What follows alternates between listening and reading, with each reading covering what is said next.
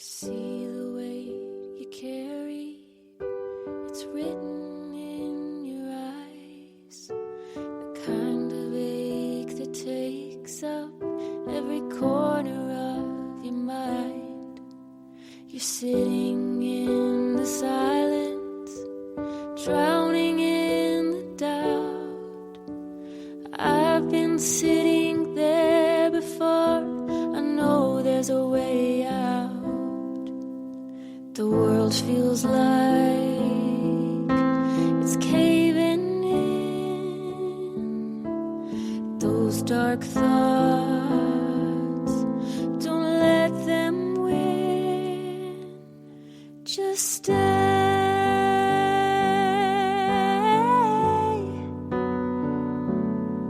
Just stay.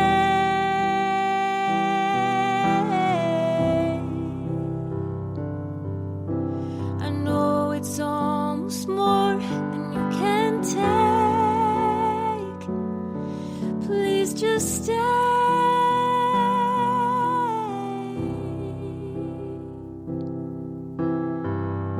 I swear the light will find you someday,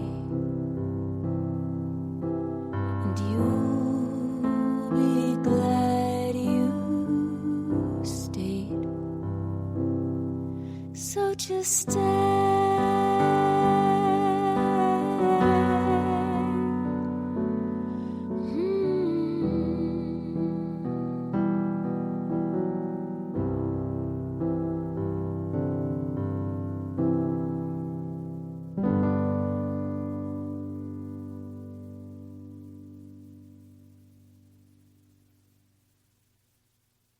Hey everyone, thank you for joining us on another week of the Just Stay podcast. We wanted to put a special thanks out there for people that have stuck with us through all of our struggles that we are still currently having. Just know we are still producing, and our reach has just been a little bit, how would you say it? Diminished, or it's been... Yeah. They took our podcast off Apple Podcasts, and we aren't sure why. And so we've been waiting for about 3 weeks to get a response from them, continually writing them and trying to get answers. So we haven't abandoned you guys. We're still here. We're still recording. It's just on every other site. We're still on Spotify. We're still on YouTube. We're still on Podbean.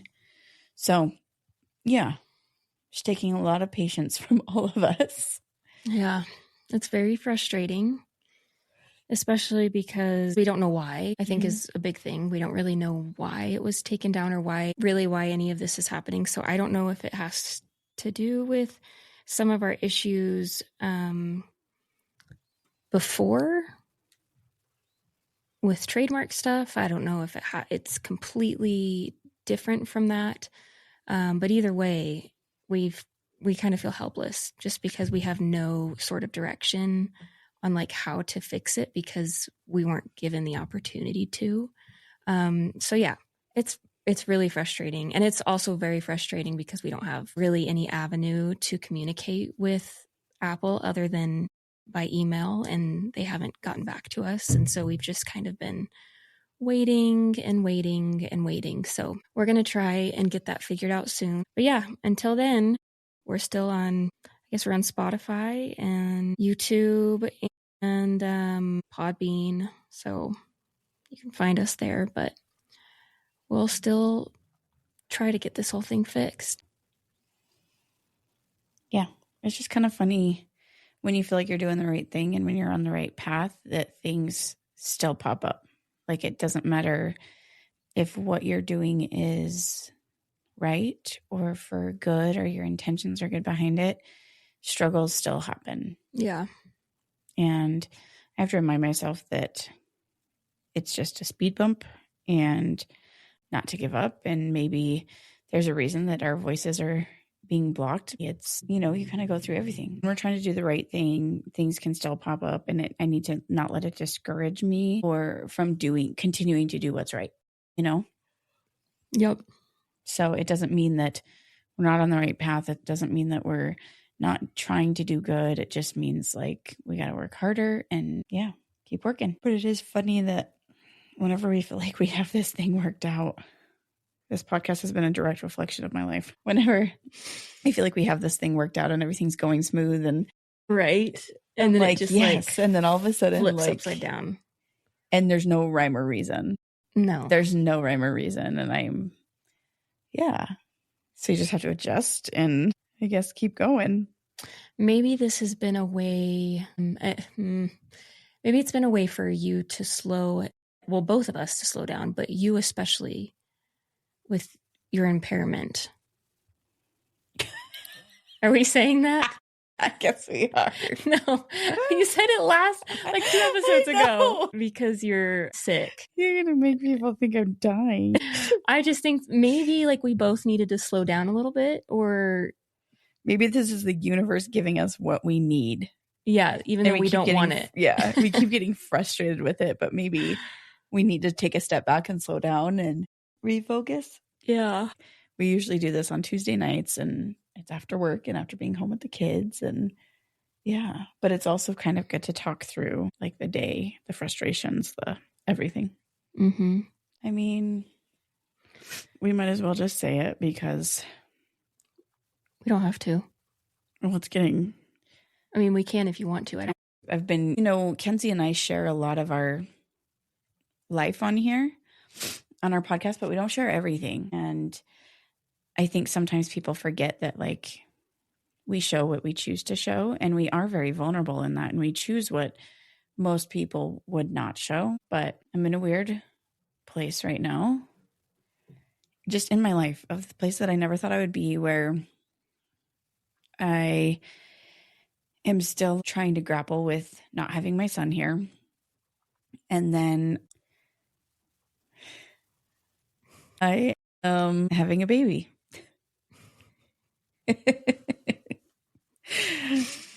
Ta-da! Like pretty soon. I would say, yeah, pretty soon. So surprise for those of you that don't know. But yeah, it's pretty exciting. And we were just talking about how the universe sometimes gives us what we need and sometimes we need to slow down. And if you would have told me 2 years ago that I was going to be having a baby at my age and when my kids were this much older, I would have cried. Like, it would have been my worst nightmare. And it's been the best thing that could have happened to me personally. I can't speak for my kids or my family, but I do think it's the best thing that could have happened to me in my life at this point. So, yeah. I think everyone around you that knows, I think it just feels right. Yeah. I don't know. I mean, I'm not going to lie. When Brandy first told me,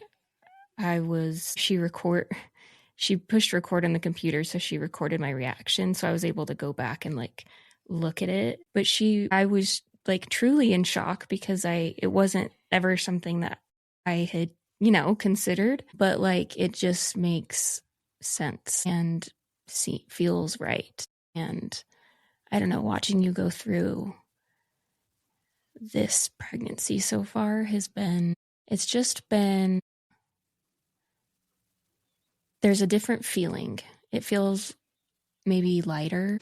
I don't know if that's because of the little baby growing inside of you or, I don't know, watching you handle it the way that you've handled it.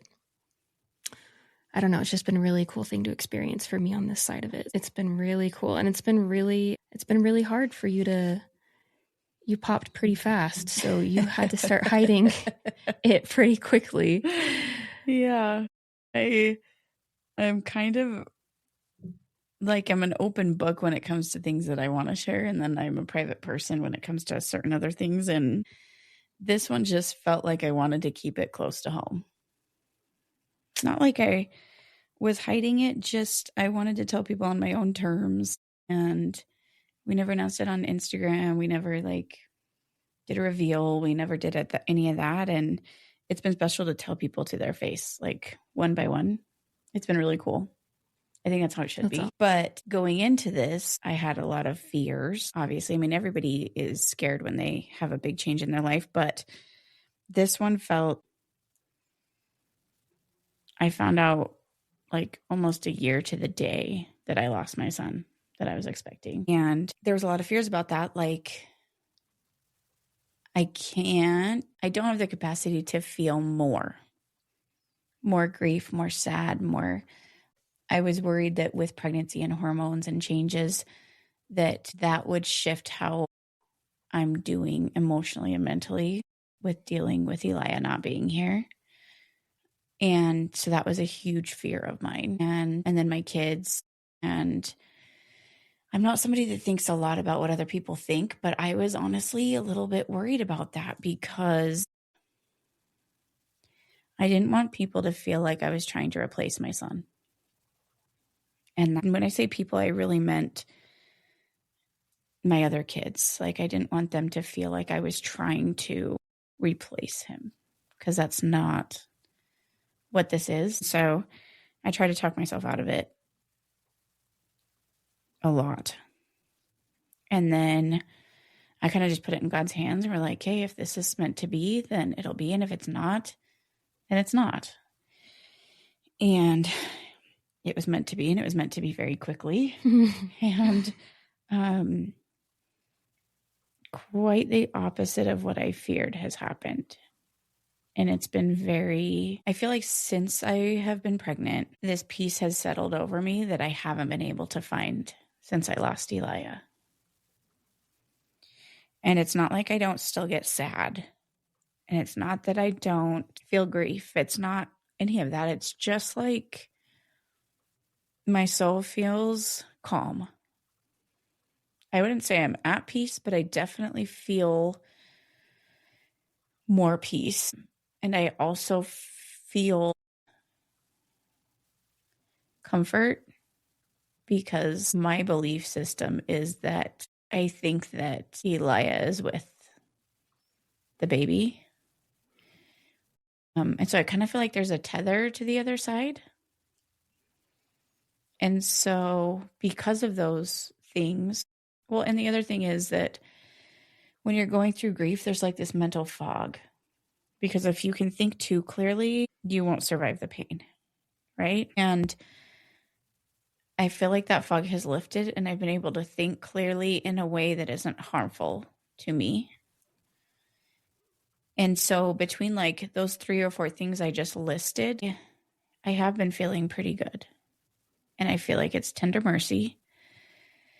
But the other thing is, like, with my 3 kids before, man, pregnancy's horrible, you know? And I think I just had that mindset the whole time I was pregnant before, like, this is horrible. Like, why does anybody want to do this so many times? And this one physically has been really hard. Not really hard. It's been a challenge, but I'm just amazed at and thankful at what my body can do and how my soul is feeling while I'm carrying this baby has been really good. And I'm in no rush because of that tether I feel to the other side. I'm in no rush to like hurry and get it over with. Like, I'm really enjoying this part of creating a human. That's a really beautiful perspective. Thanks. Like, that's really, really, I'm sure some of it has to do with your age too, because I feel like when you're in your 20s and having okay, at least for me, I was just, when I was in my 20s having babies, I was just really focused on how difficult it was and how hard it was. And it is really hard, but that's kind of all I could think about like the whole time. And so you've obviously had a lot more life experience since the last time you were pregnant, and I'm sure that contributes to you having a broader perspective, you know. But then adding in the fact that, yeah, I love that you have this tether to Elia. I think that's really, really cool. And then, I mean, will be the child that, how do I say this? I mean, I guess it depends on like what you believe, but this child will be a child that was with Elia before she came here. And I think that she's always going to carry that with her. Yeah. And I think that just makes it so tender and so, I don't even know, special doesn't even seem to be the right word for that. It just is. And to be honest, like when I was trying to articulate the difference that I've seen in you, it is that added piece. I think I've noticed something different and I didn't quite know how to place it. But when you were talking about that you are feeling a little more peace in your life, I can place it. Like that makes sense. Yeah. It's been kind of funny because I think before with my other kids, I was so miserable when I was pregnant that, like, it's so corny. Everybody talks about the pregnancy glow. And I have been told so many times this time that I have the glow. And at first I was like, I think people just say that. And then I'm like, no, I think it's like the peace I feel on the inside reflecting. I feel like it's a visual difference from going through what I've been through the last like year and a half and then being able to find a semblance of peace, and it's reflectant on my outside appearance. And so, yeah, it's been it's funny that it's such a visual for other people that know me, but I don't know. It's been good. Like I'm almost not wanting it to end, but then also excited. Like, do I want to be pregnant forever? No. But I would definitely say there's more pros to it. And I mean, we're openly discussing fears and with our family, and we're openly discussing excitement and anger and all of it, you know? And so it's been good. It's been scary, but I do feel Elia near more now than I have been able to in the past. So yeah, it's been good. Obviously, you don't have to go into any detail, but are Jada and Isaiah like handling it okay?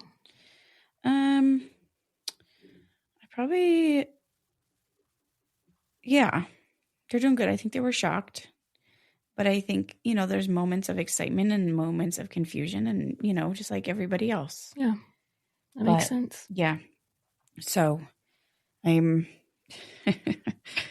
it's funny though, because we haven't announced anything and I'm 7.5 months pregnant.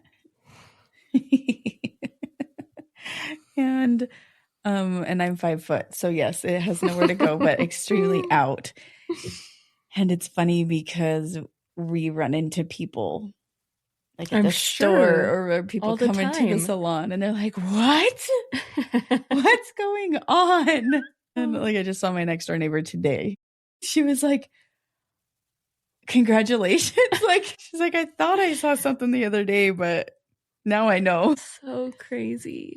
So, but it's just weird how God works and how I do feel like my life has been preparing me for this right now. And it did prepare me for the loss of Elia too. Looking back, I do feel like even though we had to go through that, life was kind of preparing us, and you can call it the universe, you can call it God, you can call it whatever. But even now, I never went back to work after losing Elia full capacity, right? I needed 2 days on and a day to decompress, and then a day on and then a day to decompress. And so I started working 3 days a week instead of 5 days a week. And I've kept that up. And now that I'm trying to transition into maternity leave, I'm looking at it and I'm like, this is so crazy that this was shaping and forming and building itself for this moment before I even realized what was happening and why. So there's a lot of unanswered. The only thing I can say is tender mercies, God, the universe, whatever, is giving me grace to just enjoy this time and be at peace in the space that I'm at. I love that you shared that. So a couple episodes ago when we were talking about physical impairments, I edited it out. But Kenzie's like, is that really what you're going to call this the whole time, is just your physical impairments are hard? So when she said physical impairments, I'm like, okay. Like pretty soon I'm going to have like a baby in my arms when we record. I know. I know. And people are going to be like, wait, what did I miss? I just feel so thankful to be part of this and a part of your life, and see just how much you grow. And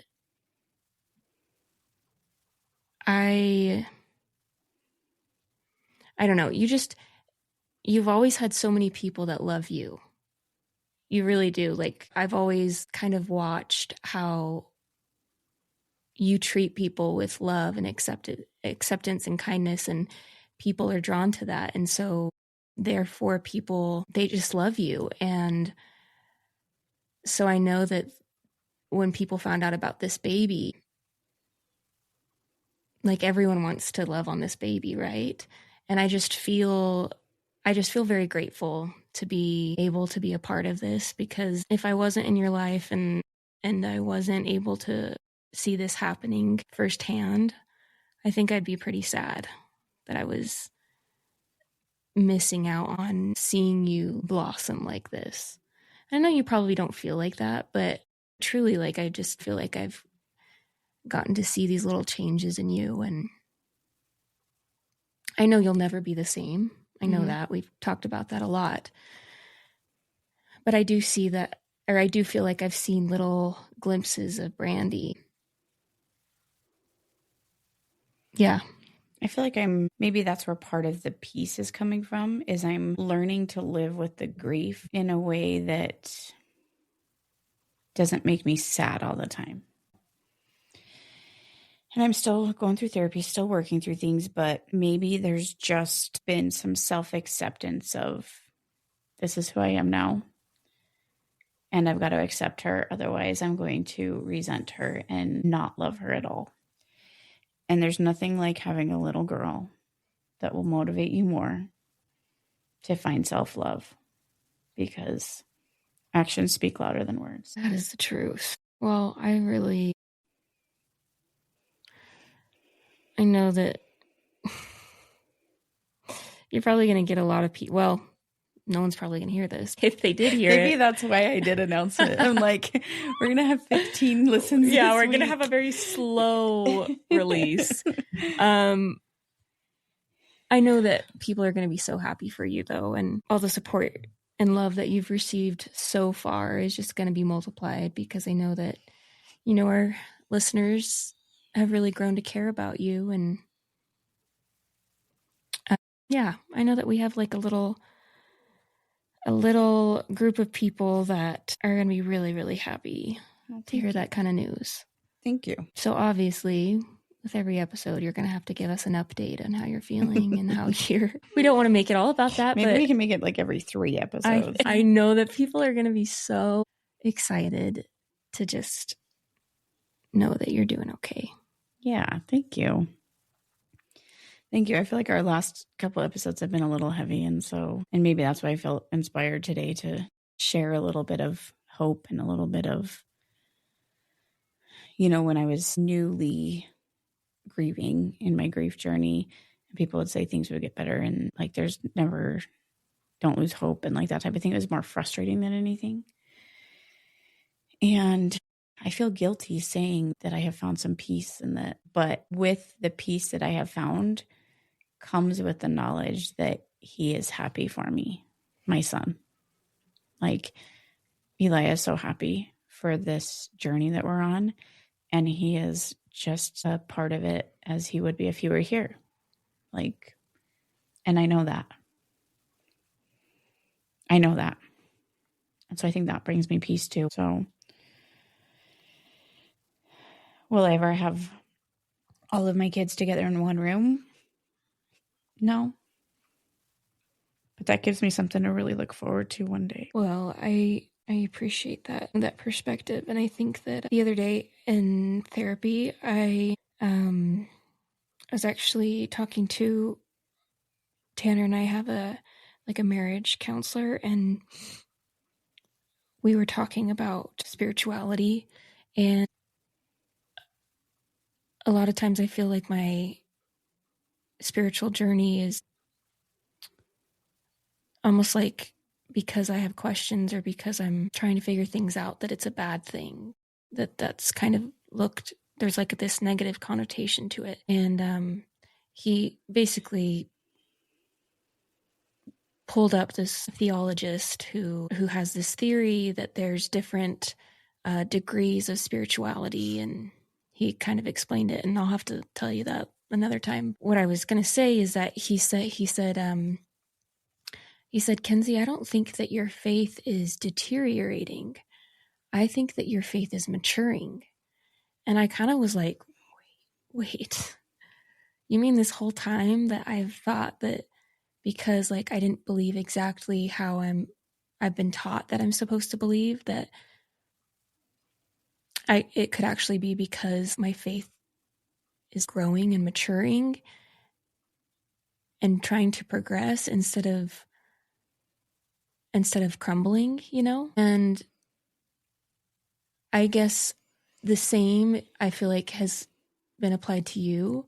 You had every opportunity and every chance to let your faith crumble. Like, you literally, no one would have blamed you. And I feel like you used that opportunity to take your faith, your spirituality to another level, you know? And just hearing you speak about Elijah and about your kids, I mean, there's just like this spiritual maturity that I'm not saying you didn't have before, but that even in the past like year, I've just seen change. And so I just think it's really cool that, like, although our situations are very different, that opportunity to mature spiritually can come in many different ways. And we're kind of both seeing that play out in our lives. And I'm just really grateful for you for being so open about it, you know? Thank you. Thank you. I was thinking while you were talking, and it's almost like my spiritual growth didn't happen on purpose. And I think a lot of people, sometimes we're so intentional about wanting to grow spiritually and wanting to find that feeling that we forget that it's about the feeling. And I'll go and get a massage like once or twice a year. And every time I go, I'm like, oh, I'm pre-booking another one. Like, I'm going to get one every week. And then life gets in the way, and then you don't rebook it. And then pretty soon it's been 6 months and you're like, I haven't felt that good again, you know?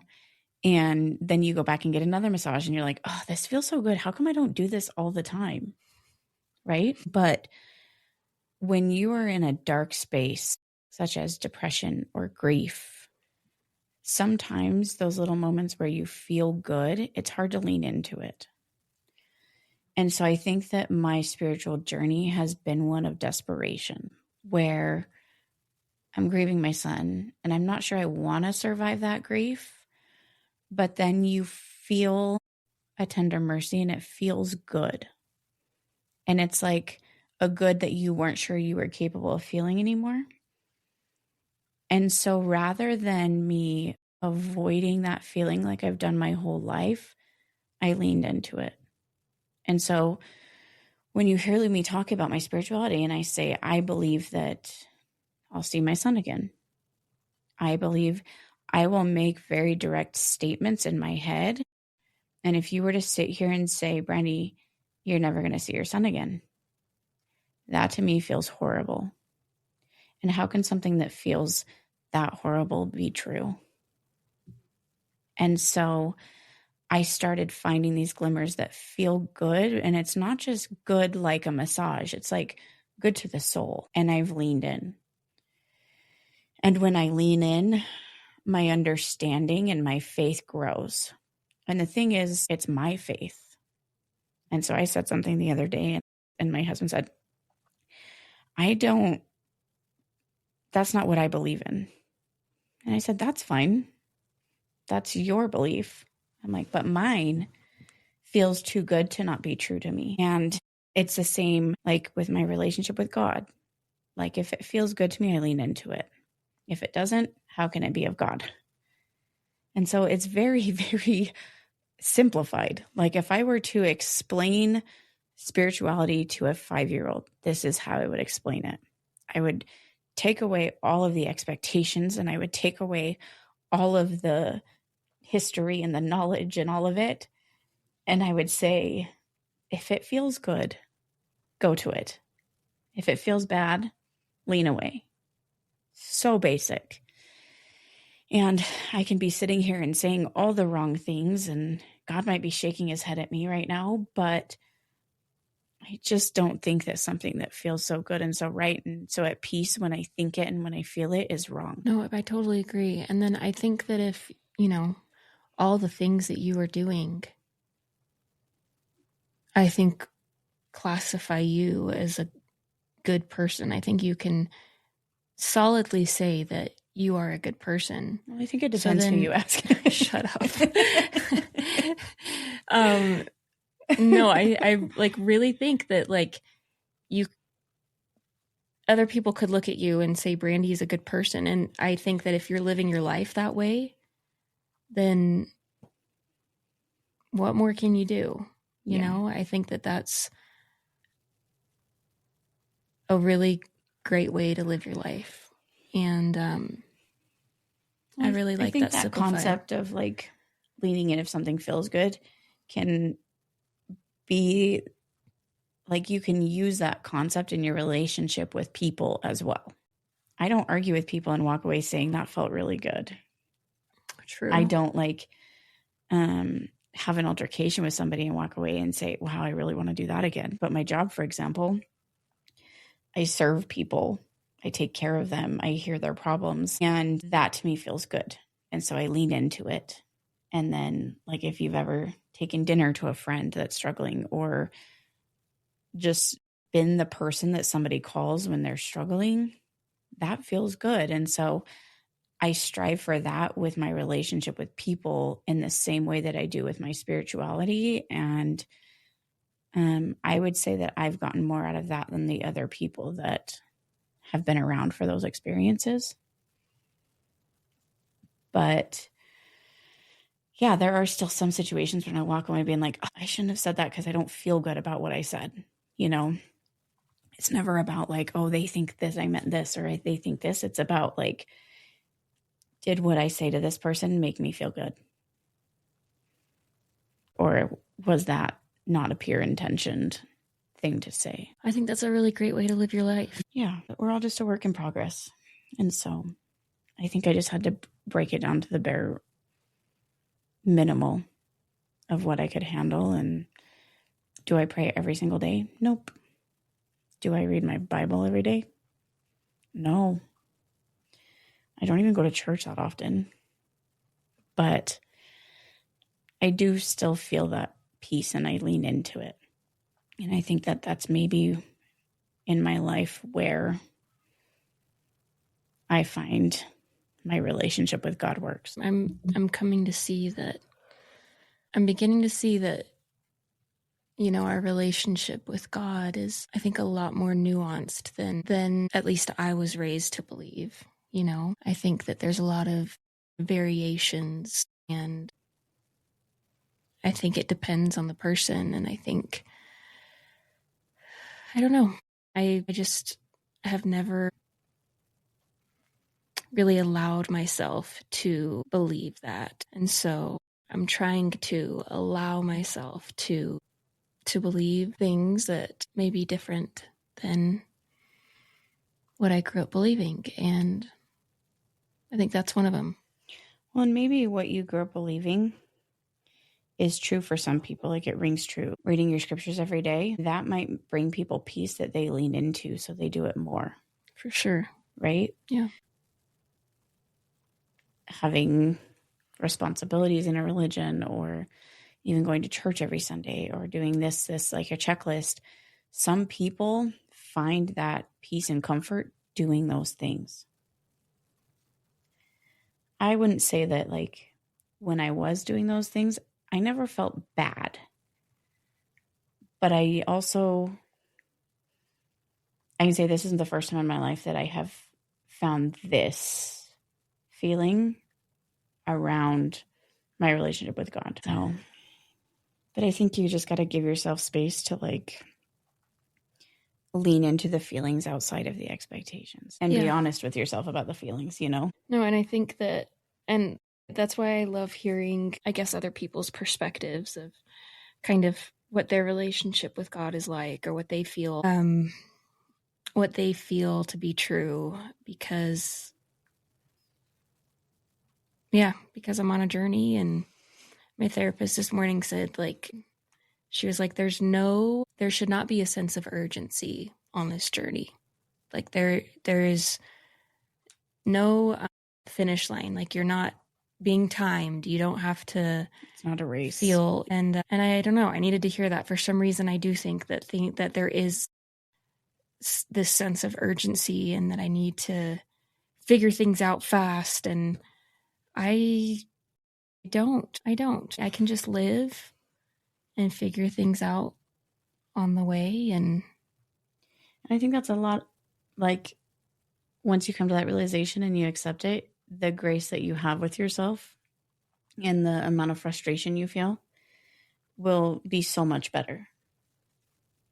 Because again, that's an expectation that you had that isn't necessary. Yeah. That is so true. Brandy, I don't know how we got on this topic, but I'm really, really grateful that you were so honest today. And I know that this is something really special that you've been holding really close to your heart. And thanks for letting other people in on that little secret. Yeah. Yeah. Thanks for being here to support me through it. So, of course, anytime. And thank you guys for being here with us for another week of Just Stay. And we will be here as long as you're here. So we'll see you guys next week. See ya.